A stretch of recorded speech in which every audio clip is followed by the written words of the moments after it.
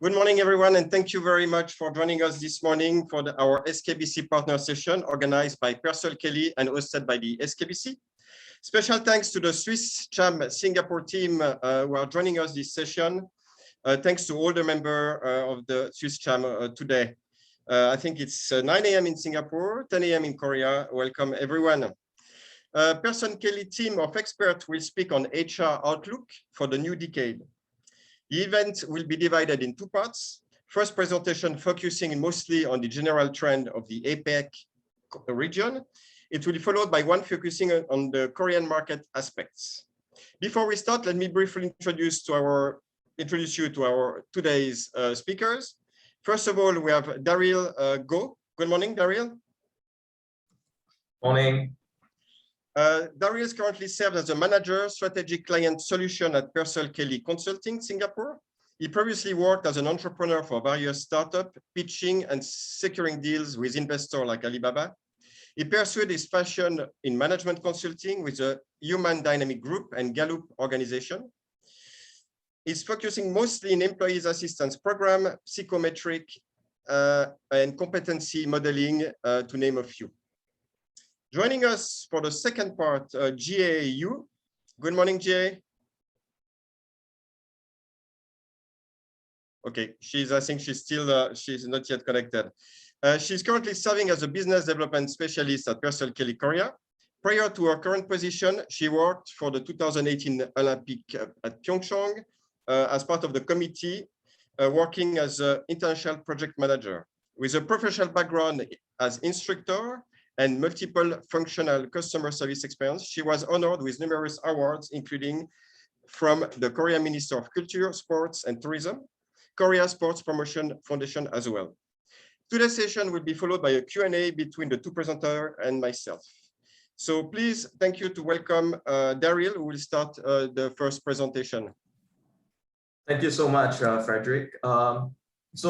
Good morning, everyone. Thank you so much for taking your precious morning off to have a chat and sit in for the presentation. Once again, it's our pleasure to be here this morning to share with you some of the trends that we're seeing in APAC as well as Korea.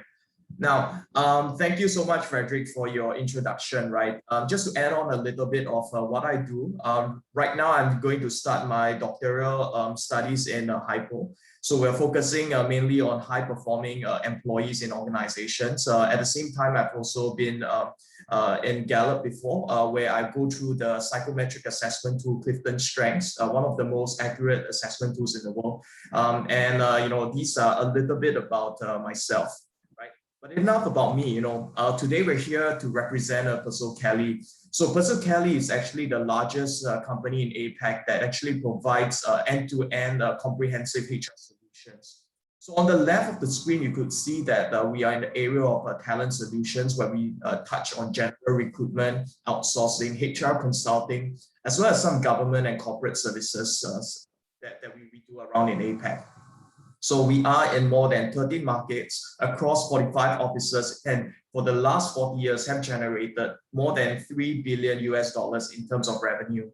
So we have placed more than 59,000 candidates and worked with more than 2,300 organizations in our past, in our history, right? So we're a very established organization. Now, touching on today, and I know that our time is limited, our time is short, so I want to go straight, to every specific parts that I have on the agenda list. But if let's say you need more clarification or you are in for a discussion, feel free to type some of the questions you have in the chat box. Alternatively, at the end of my presentation, you will see that I will have my email address there. And if let's say you want to go further to have an in-depth discussion, feel free to reach out anytime. All right. So without any further ado, let's start. Over here, right, I just want to bring all of us back to 2020, right? And 2020 was a very challenging year. In fact, 2020 is known as the challenge of our generation. So we could see the pandemic in 2020 brought about a lot of uncertainties. So looking right now at a very macro view, right, we could see in 2020 there was a lot of reduction in manpower to sustain businesses. There were hiring freeze, and organizations were experimenting with a mix of pay reductions. And the reason is to keep businesses afloat. right? So this directly impact HR, right, in our region and our lives, because there is reduction in developmental investment for the employees. So you realize in 2020, right, that there were very little training courses. There were very little coaching programs that was made available for general employees, because organizations at that time were not so focused on development, but more focused in sustainability, right, and making sure that their P&L is good and they can survive the very tough pandemic year. So because of this, right, we saw a drop in attrition because everybody was trying to keep their job. And even though attrition is low, very worrying was that there was an increase of stress due to lack of opportunities, right? And of course, this resulted in reduction in employee engagement, increase in stress. We see that managers were also trying to learn and how to cope with new working styles. And the recognition, obviously, right, of necessary future skills became one of the top priorities that we will touch on later on. So moving forward to year 2021, obviously, in different regions in APAC, the recovery is at different trenches and different stages, right? So it's difficult for us to have a specific generic picture. But what we can see generally for organizations or countries that are improving, they're moving from a place where, last year they were massively laying off people, right now massively hiring people. And that is because they recognize that, hey, look, last year we are focused on survivability, but this year we are looking at growth. And that's why, they're trying their best to retain talent and to grow their current employee size. So there has also been a shift from remote working to hybrid working. I'm not sure about you guys there in Korea, but at least in Singapore, we are seeing offices being opening up. So there is a more hybrid working style instead of remote working style. And again, these are some of the psychometric trends, right, that we'll talk about later on in the later presentation. So when we talk about skills for managers, right, we are seeing a shift from managerial skills to coaching skills. Again, this is a very interesting phenomenon that has been happening over the past, last year and even the years before, because we realize that managers need to become coaches in order to retain talent and to grow them. And of course, this is very COVID related, right? But there is increase in company initiatives to put workers' health and safety first. Okay, so if we were to look at the trend again at a very macro level, we are seeing that organizations are anticipating growth. And they are trying, to grow relatively in terms of last year's negative performance. Right. So over here, we found something very, very interesting. Now, you could see the immediate impact of trends in 2021, right? And many experts are very worrying because they're saying that there will be a tsunami, right, of attrition that's going to hit APAC. Right. First, we see, if you look with me in the chart, right, you could see that directors, executive, individual contributors, right, a high percentage of them are saying that they will look for a job next year. Now, the reason this is worrying is because, right, when directors, managers, and executives choose to leave organizations, guess what, right? If they are very good leaders, they are the foundation of organizations, and they choose to leave, then business will be impacted directly. So to understand that, right, we actually did a research, and we actually got our source from Qualtrics that looks at why organizations are creating burnout for executive directors and managers. And we could see that the top 3 reasons they are thinking of making the switch is because 29% of them say they want more growth opportunities, right? Obviously, last year they didn't feel that they're growing, and when the company still chooses to focus on survivability, these are really standing in the path of their personal and career growth, right? 17% of them say that their job is too stressful, right? And it's true because with COVID and with virtual digitization kicking in and all these things, managers now have to take on an additional role and make sure that employees are doing well in their day-to-day life. Okay, and obviously, right, 50% say they are burned out from the pandemic and need a break, right? And I think all of us can actually attest to that we're seeing the line between work and play become very, very blurred. Okay. So what we have done is we actually look at a Gallup research, right, where they look at the needs of the followers after COVID-19. So this is very interesting because Gallup took a sample database, right, of 10 million employees in the workforce. And we found out that these are the 4 things, right, that are so important to followers. Now, when we talk about followers, right, most of them will actually have the idea that Followers are actually talking about employees only, right? Individual contributors, supervisors maybe. But the truth is, all of us are actually followers. Even if you're a leader, you're a C-suite, you follow somebody, you look to another group of leaders, right? And these four components actually really stand out, especially after COVID-19. So instead of understanding what leaders need, this research actually look at what followers need after COVID-19, right? So one of the things that they talked about is trust, okay, trust. Okay, now what really is trust? Okay, trust talks about how to be predictable in an unpredictable time. So, friends here, right, in this place, if you're a leader or you're a HR manager, right, or somebody who's leading people, you need to be predictable, right? You don't need to predict the future, but you must be predictable because it is hard for employees these days to trust an erratic leader, right? So trust is one of the components that we found out that, followers need after COVID-19.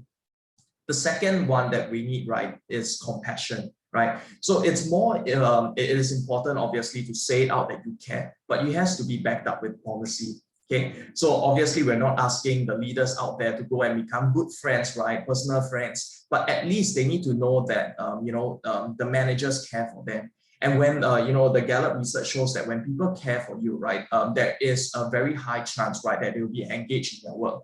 So having compassion is actually very necessary, especially for leaders now in the workplace. Okay. The third component we talked about is stability.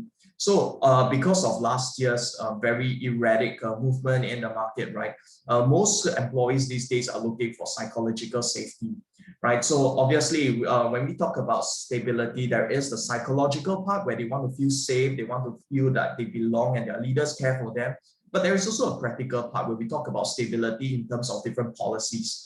Again, when we talk about different policies, hiring, firing policies, different organizations or different companies might have different policies, right? So the question is then, how do we convey this kind of message, right, to ensure that all our employees feel that we're a stable organization, we're not going to go bust in the next year or so, right? That the leadership, right, has a vision and a plan, and it's the manager's role then to convey this organizational vision and a direction to the employees to ensure that there is stability, that they feel safe. Lastly is hope, right? And I love what they say here. It's your most precious assets during turmoil, because hope sits on the foundation of trust. So can your employees trust you? Can they understand that, this is a leader that I will follow, and there is hope that even though last year was a negative growth for most organizations, this year we can do better, and we're even going to do better in the coming years, right? So essentially, to sum up, these four characteristics are what your employees are looking out for, right? Trust, stability, compassion, and hope. Now, moving on to look at employee experience in the new decade, right? It will look very different, obviously, for every organization. But what we have seen is that flexibility is now one of the top factors that determine job satisfaction, right? Obviously, when we talk about hygiene factors like salary, we are seeing flexibility to increase, right, in its importance in being a hygiene factor as well. Compared to last time where, allowing remote working, it is just one of the consideration and a good to have. But right now, it seems like it's a must have, and working remotely means for employees to work anytime, anywhere. Okay, and obviously there is a good thing because then their ability to manage stress goes up. They have a higher work-life balance, and overall satisfaction at work increases. Another thing, right, that we expect to see in the new decade's employee experience is that the digital experience will become a fundamental part of employee engagement. Okay, so this is also very interesting because employees are no longer seeing the office as a place where they need to get work done. Right. In fact, based on this research, right, by Qualtrics again, that 80% of them see it as a place to conduct collaboration and to build relationships, right? So offices are starting to have a shift to become more like, a place where, they can build strong relationship instead of at a bar. Right now, it's in offices. So it's very, very interesting and amusing to hear, right? And of course, companies that invest in digital infrastructure will see higher productivity. And remember what we talked about in the previous slide, right? They can actually have a higher sense of belonging and a greater ability to manage stress and anxiety over 5 times, right? So it's important for organizations to also invest in digital. But guys, here's not that's not all, right?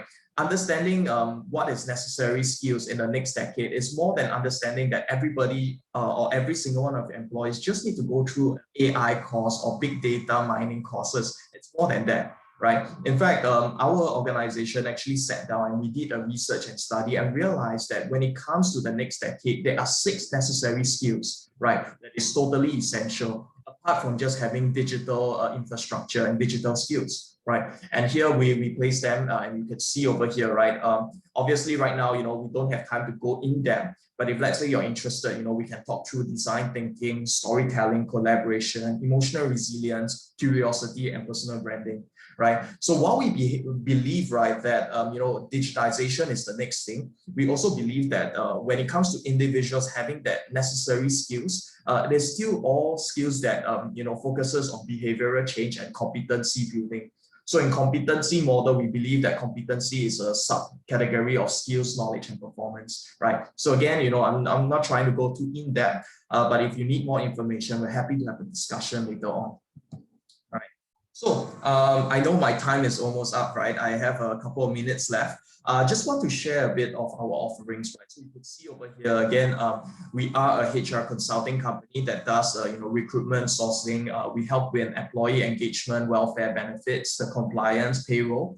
But today, our focus is, at least from where I'm from in the consulting space, focuses very much on HR advisory services, where we create employee handbooks, organizational structure, and so on and so forth, as well as L&D stuff, right? So again, we do very intensive training needs analysis to understand what are some of the training needs your organization needs, so we can fill that skill gap. And of course, when we talk about engagement, how much can we make sure that our employees put in the discretionary effort, that extra effort to go the extra mile, right? This is something that we measure in a lot of engagement studies, 360 feedbacks, and career transition programs, right? So with that, this is my email address. So again, if you want more information or you want to have a discussion, you can feel free to type in the Q&A chat box. If we don't have time to get to you, I apologize for that. Happy to pick up the conversation elsewhere, right? So I would like to end with this quote. And this is something that Brian, the future forum executive leader, talked about. He said that, companies who want to attract and retain top talent, which I'm sure a lot of us are through at this stage, right? Where we have done our massive layoff, and right now we are looking to project high growth, right? In comparison to last year's negative growth, must actually look forward to an entire new way of working, right? We have to create a model that fundamentally reimagines not just where, right? Virtual working, remote working, but how and when people work. Right, so that is really, really very, very crucial, especially if we're looking to really increase our top performers in our organization, so that everybody can perform well, resulting in organization growth. Right. So with that, I know my time is up. So thank you so much for your attention. Happy to address any questions that you have later on. So with this, I'm going to stop sharing my screen and hand this time over to my colleague Gihea, who actually talked about the Korean perspective, right, in APAC, right? So Gihea.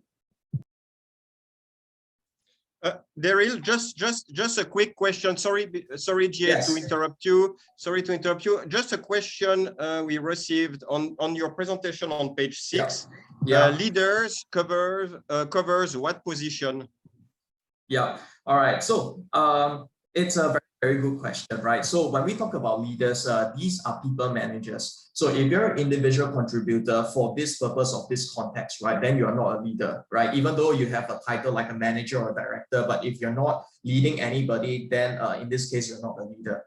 Yeah, for this context. Yeah, thank you very much. Thank you for your question, Ms. Sun. Okay, it's my turn. I'm going to share the screen first. Hello, everyone. This is Gihea Yu, a business development from PERSOLKELLY Korea. It's my pleasure to have this webinar with such a good topic, and thank you very much to SKBC and Frederick as well for arranging this webinar. Personally speaking, I'm a big fan of Swiss friends. Starting a day with Nespresso coffee every morning, and my daughter loves Nestle chocolate a lot. And as an earlier introduction for me, I worked in Olympic Committee before. So, and IOC is located in Switzerland. So I'm really thrilled to have this webinar in front of many Swiss companies people on today. I want to share about Switzerland labor market at first. As you can see the chart, Switzerland is really famous for having few labor disputes, and they have flexible labor market. So I guess that for Swiss people to understand Korean labor market will be a little bit challenging. So hope this webinar content will be helpful and refer to all of you when you operate business in Korea. Before I get started, I would like to PERSOLKELLY Korea, my company, very briefly. So you might know previously Kelly Services Korea from 2008, but we changed our brand on this year, April. The reason is that during this COVID-19 status, we enlarged the company. We have two brands, PERSOL and Kelly, combined everything to PERSOLKELLY. And it means that we are going to be invested a lot in APAC, even in Korea as well. As you know that we are providing comprehensive HR solutions, which are general recruitment, outsourcing, HR consulting, and government corporate services. We have 4 offices in Korea and more than 100 professional consultants are working in here. As I am a business development specialist from here, I'm really working closely with all sales representatives from each branch in APAC. And I'm working for sharing the market status and sharing some potential business model with each other very actively. So through these experiences, I have realized that Koreans and the other peoples in APAC are totally different. So what I found out here, we Koreans are really working hard and very cost effective, also tech savvy, and everybody are working as team players. So we have strong teamwork, and also we are really fast. But on the other hand, the problem is that we are really working long hours and have strong labor laws. Government regulations are so strict. And of course, we have the most powerful labor unions. Also, we have CEO risk. This CEO risk is the most biggest problem invested in Korea. So we need to very carefully to operate business in Korea through these kind of problems. But we have lucky good thing. Could you guess what it is? Lucky good thing is that we have BTS. Yes, I just want to share this kind of picture of BTS that we Koreans can be the top of the world like BTS, right? Even though Korea has a negative environment with those problems, but we can change our world. PERSOLKELLY, we do consulting business, and what we found out after this COVID-19 was the most charismatic and strong leaders, and this COVID-19, it gave us a lot of questions. We can change our world, even though what I just mentioned that Korea has a negative environment, but we can change. More than that, we need to do. Do we think this disease is the most incredible thing? One thing is that we are not used to be the remote work environment, but now we see we are used to be working at home. What else? We are also open for the flexible work environment. Previously, we are not, but now we can do, right? The other important thing is that prioritizing health, well-being, and psychological safety. This psychological safety means that mental and emotional wellness. So I'm gonna tell about the psychological safety part, especially. There is an expression, out of sight, out of mind. You're working at home too many days, so you feel you're lonely and you feel you're really isolated. And then you can think that, do I belong to this company? So your employees develop a lot of mental issues. So you need to care of your employees. Also, one more thing nowadays is that what you heard from the news, the most famous IT company's developer is in trouble for harassment, right? So we are still have this kind of problems. So it's time to think about the psychological safety for our employees. And I strongly believe that to change your environment to make the better performance, it is quite connected with ED&I. The majority of multinational companies are focusing on DE&I, diversity, equality, and inclusion. Woman and man, it doesn't matter. We are keep going and working at the same company and targeting the same goal. Also, it is connected with ESG as well. You know the hot issue ESG, right? We are multinational companies and really highly focused on this ESG globally, but Korean market is not yet. So we need to focus on this ESG part more and more. Okay, the other thing is that AI is of course incredible thing.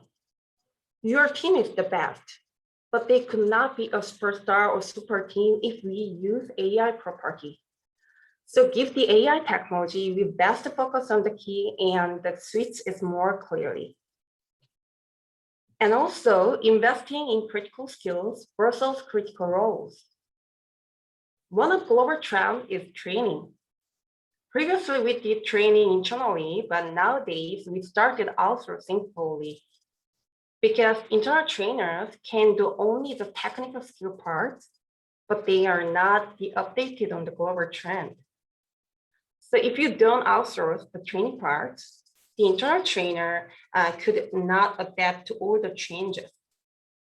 So for training outsourcing is one of the trend things, and it means you can have the chance to learn from your competitors in different industries, and you can get the diversity information, even ever value for your organization flexibility or creativeness. Also, the last thing is that transitioning from business efficiency to business resilience. It is not only a Korea's problem, but also a global problem, right? So these 6 key things are changes guidance after COVID-19 world in Korea. ESG is a critical thing from HR perspective as well. This is not our survey, but by the KPMG. As you can see the chart, they asked to the leaders, the CEOs, and HR is how important. Before COVID-19, just 1%. But since COVID-19, HR is the most critical thing, and this is the most high-risk part when you cooperate.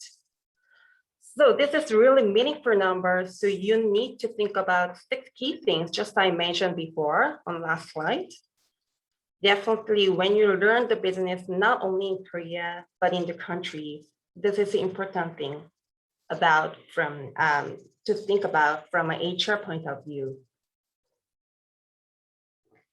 Now I want to share some more numbers, and 29% of jobs are now offshore in the US, and 159% are remote workers in the US. The other interesting is from LinkedIn, and 60% of job seekers, their key is remote.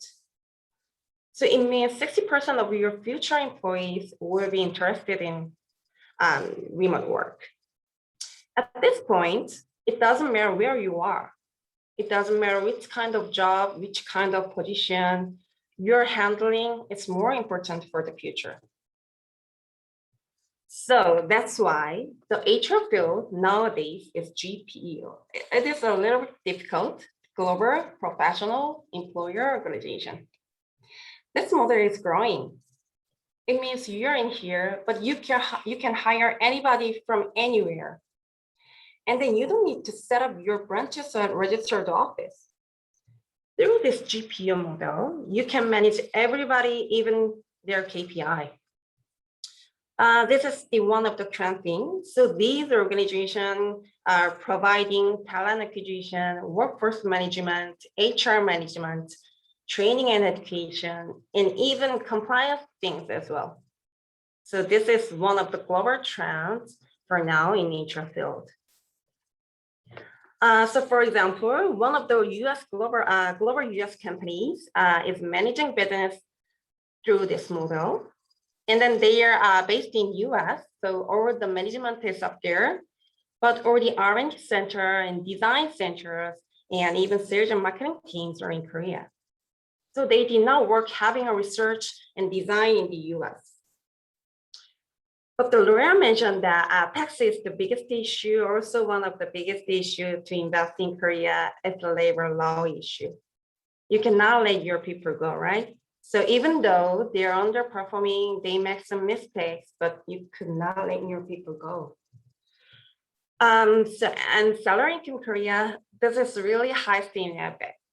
So you cannot register the office, and also CEO risk is really huge problem in here. So that's why instead they're setting up their legal office, they were using this global PEO model.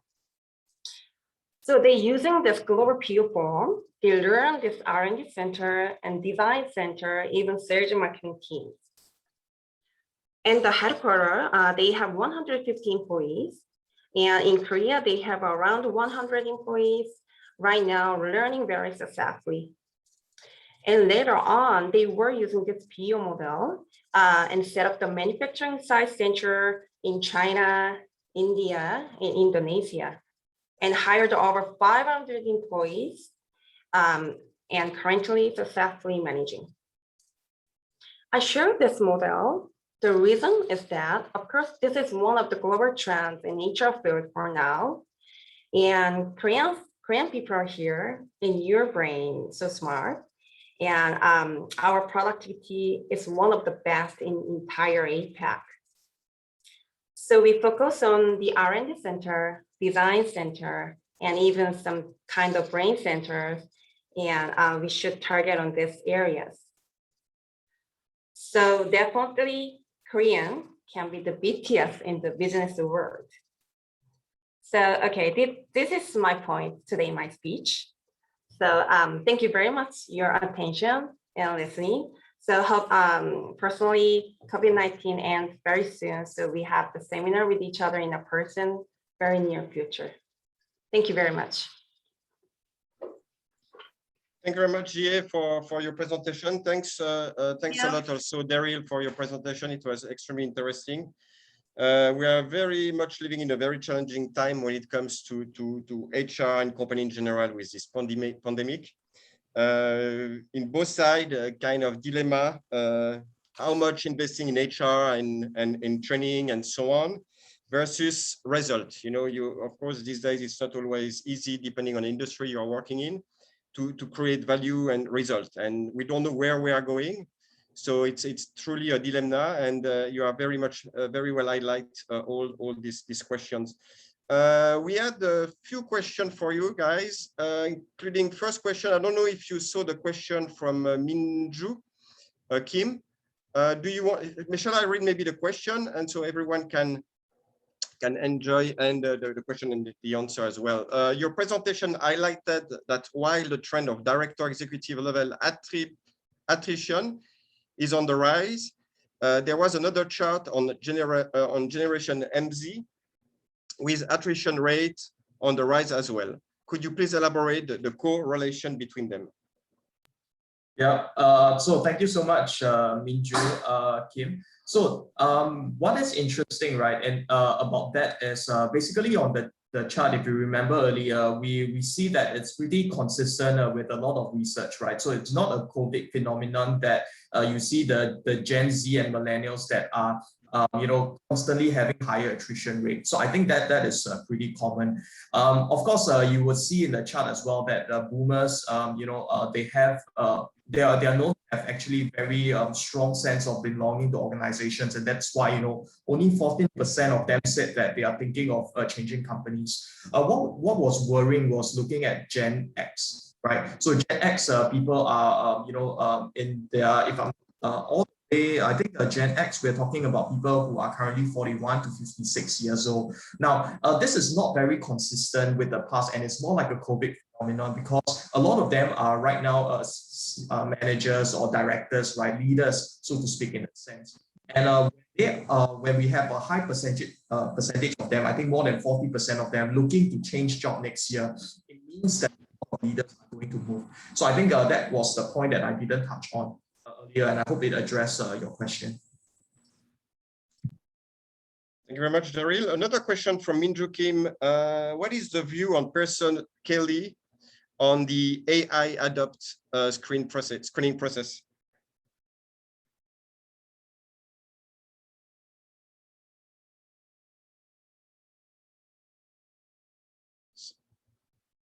Yeah, we have lost you for a second. We cannot hear you yet. Yeah, Gihea, are you there? I think this one might be a good question for you. If it's too abstract, probably Kim, maybe Gihea can. Yeah.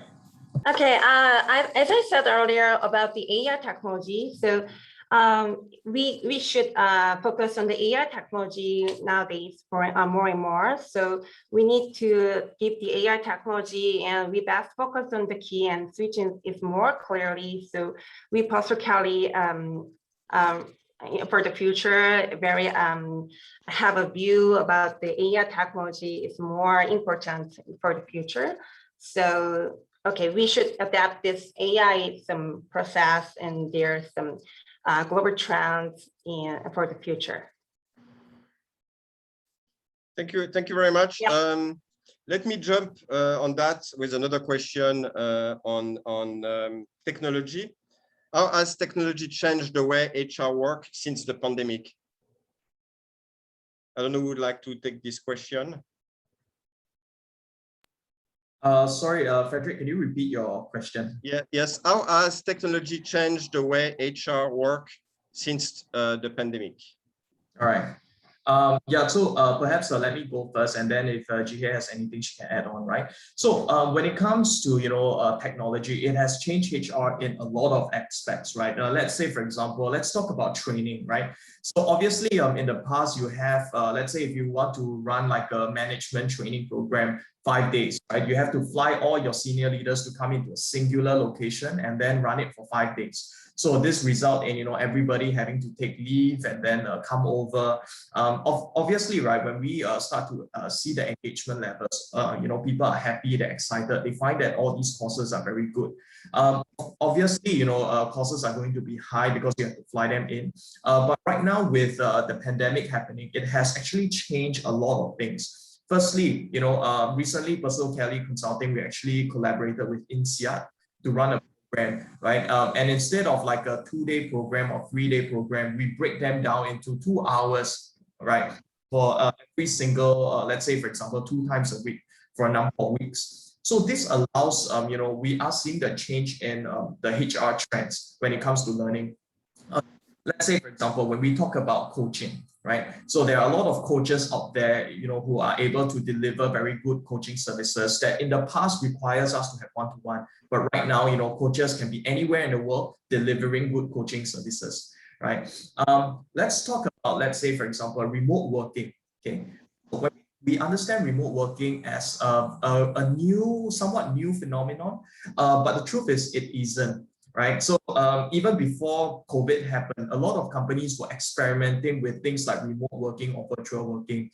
The reason why it wasn't implemented at a very large scale was because managers at the time, they didn't trust their employees, right? They were afraid that, hey, look, if I don't see my employees and my employees don't see my face, will they still be working hard, right? Will they still be productive? Okay. But because of this pandemic, managers are forced to allow them to work remotely. Okay, and of course, these are some of the good signs because the HR community or most companies are thinking of virtual remote work anyways, right? But because a lot of companies are unprepared, it resulted in a lot of employees becoming burnout.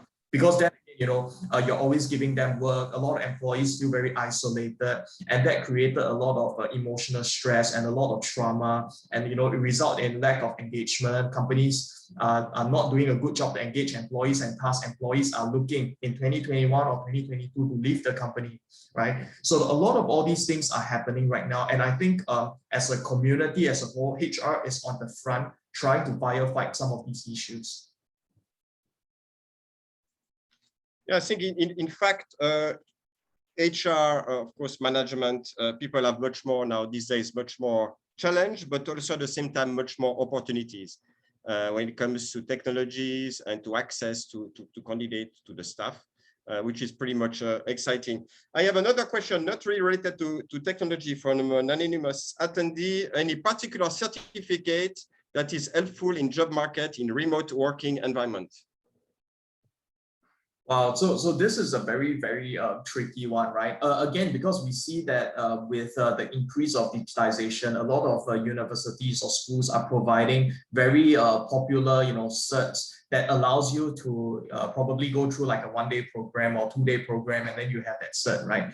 When it comes to remote working or helpful in the particular recruitment space, I will leave that to my colleague Gihea to answer.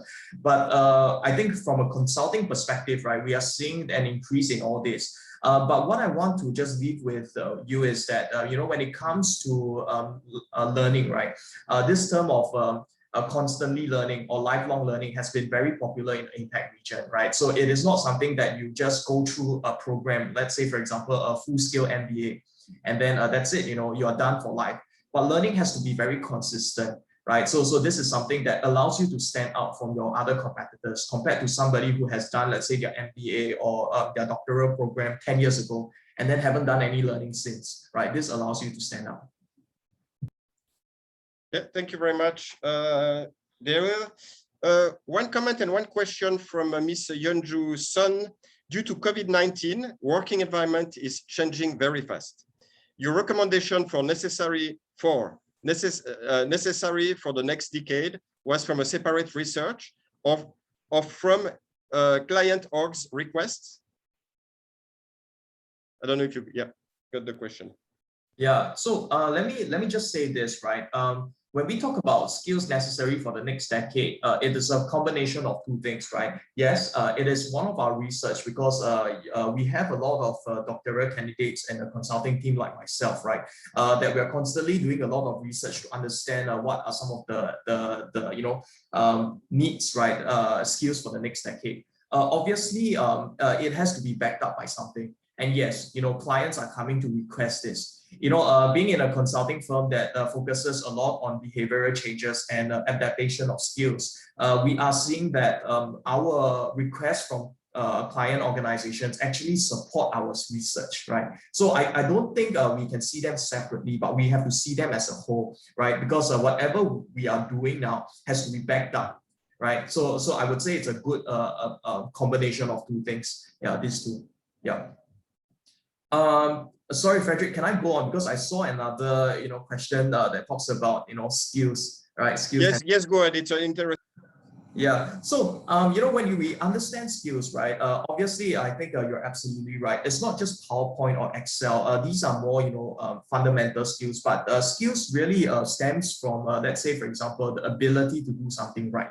Okay. So, as a consultant, right? Perhaps research skills is needed, right? As a salesperson, like let's say, for example, if you're a salesperson, then what are some of the skills you need in sales? Probably, presentation skills. You probably need skills on like, influence, right? So all these are different skills that is needed in a digital working environment, so to speak. So most of the time, right, before we understand what is lacking, we have to do what we call a skills analysis or skills gap, right? So how to find skills gap? Again, there is a very scientific way called the CBI, cognitive behavior interview, where we understand what is the performance of a top performer, and then we find the average performer, and we find a difference, right? So this will allow us to identify what are some of the skills gap. Okay, so I will not get my geek on, right, Frederick, because I think I can go on and on and on, but I'm just going to stop here. If you're keen, we can have a discussion offline.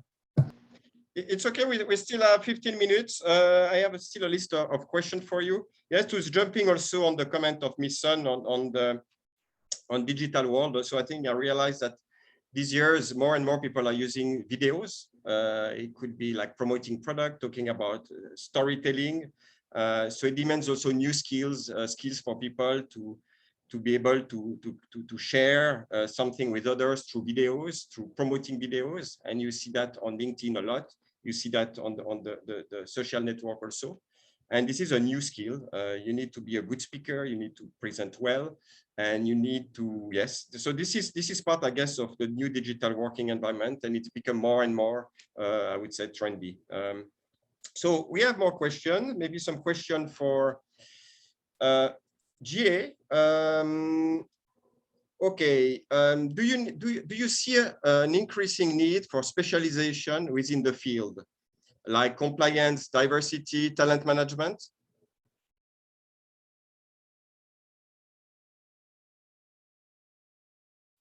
Gihea?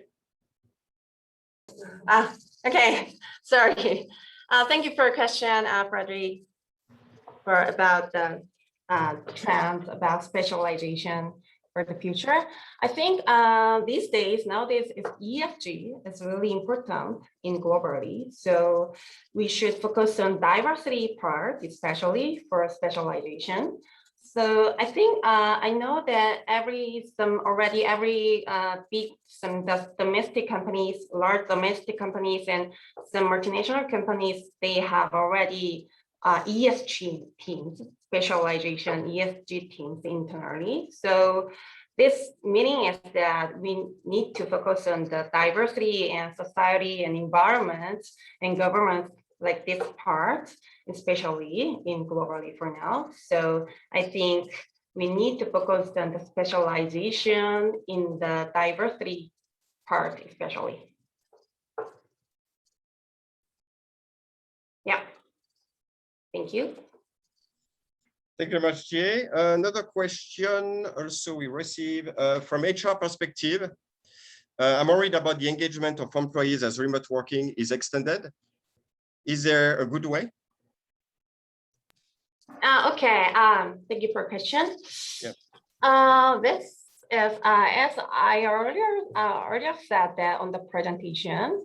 Due to this COVID-19 pandemic, everybody is working from home too many days. So they just suffered for some mental and emotional wellness. So this is just psychological safety warning. So I think it is necessary to have some sweet events from company's level.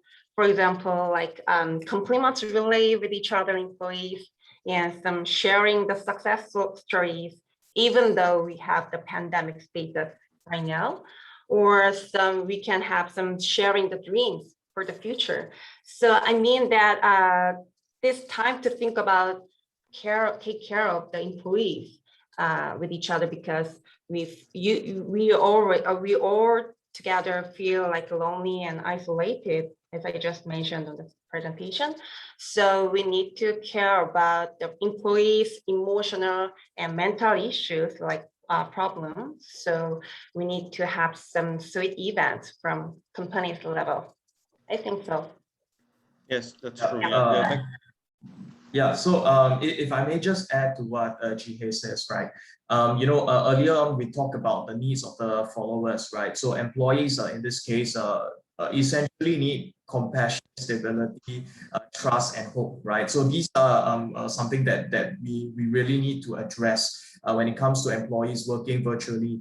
The reason why isolation comes up, like Gihea mentioned, and the reason why they feel so disconnected, most of the time, right, it's actually because we found out, right, that 70% of employee engagement has direct correlation with managers. Okay, so when managers are not doing their proper role, right, not doing a good job in engaging them, that is where they feel very isolated. So again, it comes back to the managers, how well you are establishing trust, right?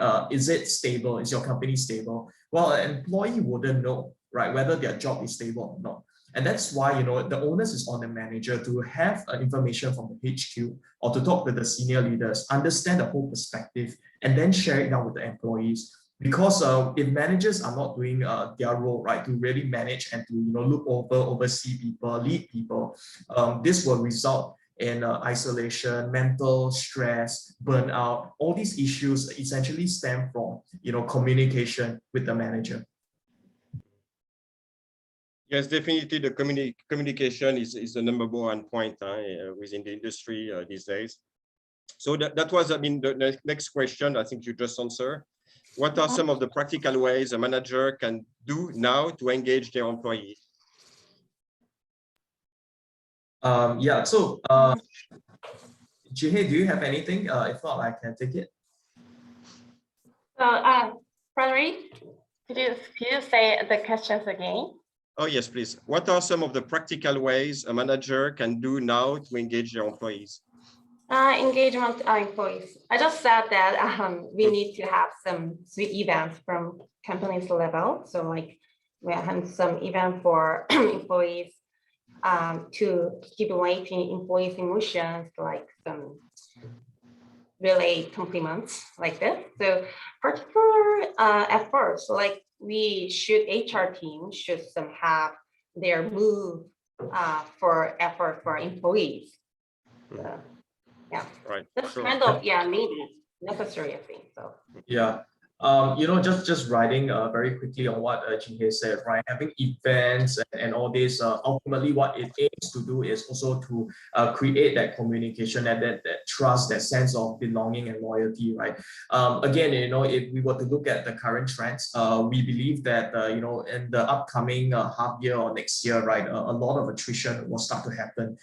Reason is because, you know, opportunities start coming up and all that. And really, you know, the managers, one of the very practical way is to physically be around, right? Or even if it's virtually, be around for your employees, right? Let them know that your door is always open. Allow them to know that you are there, right? You are not so busy until they can't see you, right? If they need something, you know, it's not like you have already disappeared.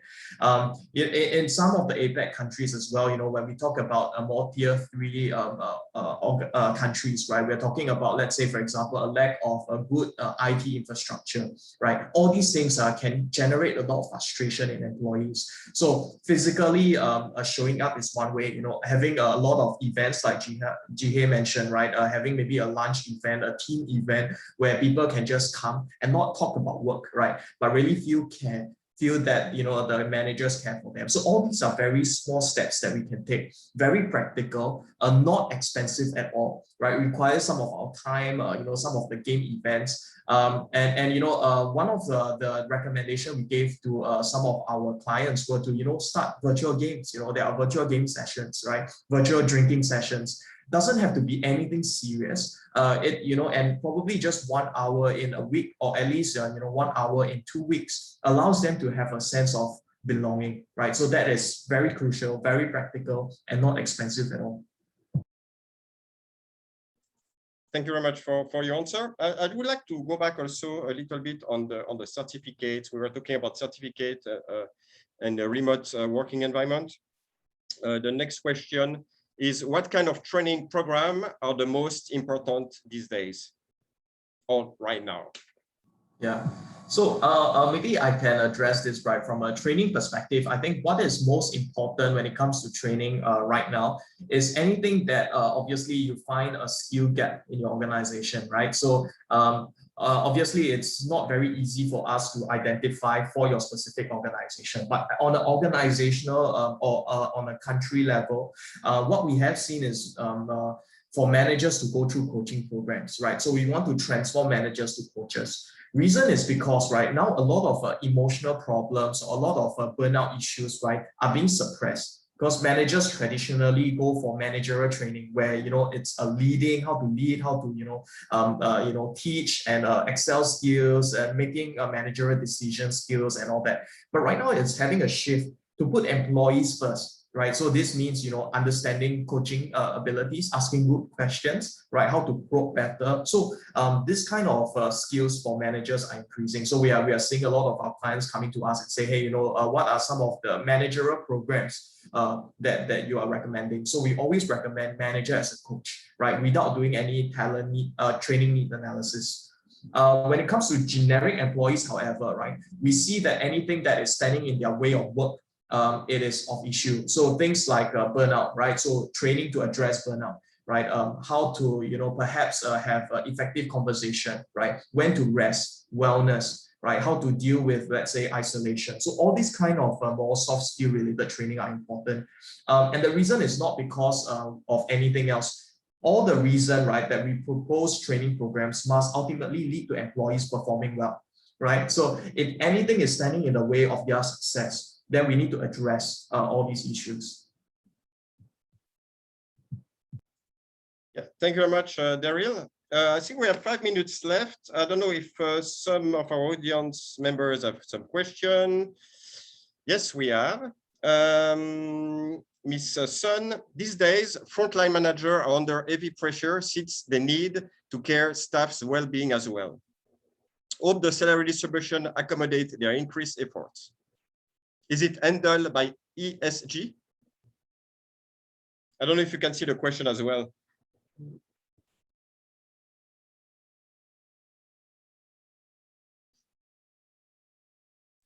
Oh, that's just a comment. Okay. All right, thank you very much. This is just comment. Right. Okay, that's what that was a question. Okay, then we have another question from Sirin Wong. Hi, could you elaborate on the predictability aspect as you mentioned in the slide? Thanks. If you have maybe a slide number or something we can refer. What kind of?